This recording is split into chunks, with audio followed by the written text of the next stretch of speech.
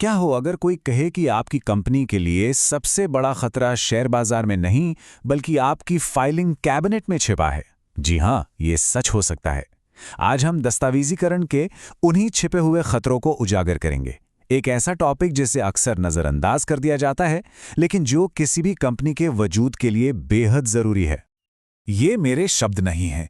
ये सीधा एक रेगुलेटरी पेनल्टी ऑर्डर से उठाया गया है। इससे पता चलता है कि कैसे खराब डॉक्यूमेंटेशन बहुत तेजी से असली और महंगी मुश्किलों में बदल सकता है।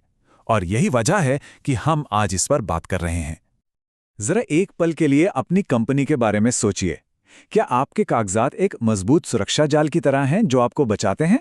या फिर वो एक टिक टिक करता हुआ टाइम बॉम्ब हो सकते हैं जो फटने के लिए बस सही वक्त का इंतजार कर रहा है? चलिए मिलकर इसका पता लगाते हैं।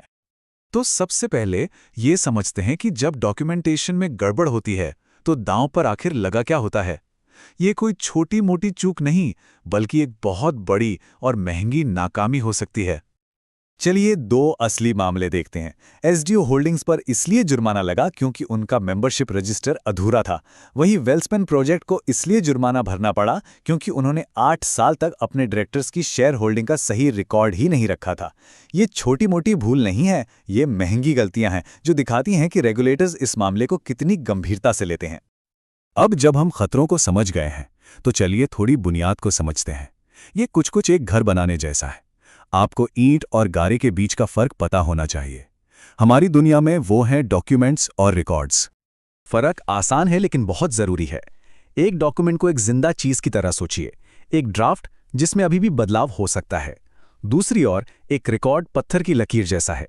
ये किसी घटना का आखिरी ना बदलने वाला सबूत है, जैसे एक साइन किया हुआ कॉन्ट्रैक्ट। एक प्रक्रिया है तो दूसरा इतिहास। तो एक डॉक्यूमेंट आखिर है क्या? असल में कोई भी चीज जिसमें जानकारी हो। आपकी आज सुबह की ईमेल, एक रिपोर्ट का ड्राफ्ट, यहां तक कि आपकी शॉपिंग लिस्ट भी, ये जानकारी का एक जीता जागता कंटेनर है।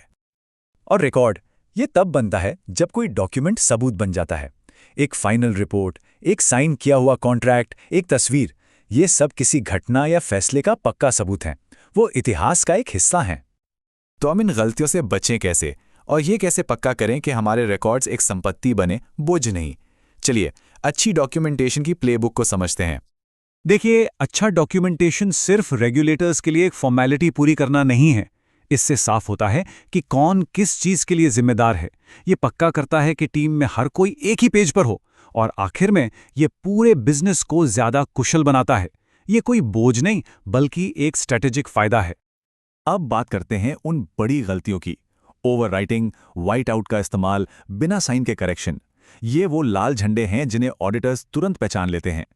भले ही ये एक छोटी सी बात लगे, लेकिन इनमें से एक भी गलती आपके पूरे दस्तावेज को अदालत में बेकार साबित कर सकती है।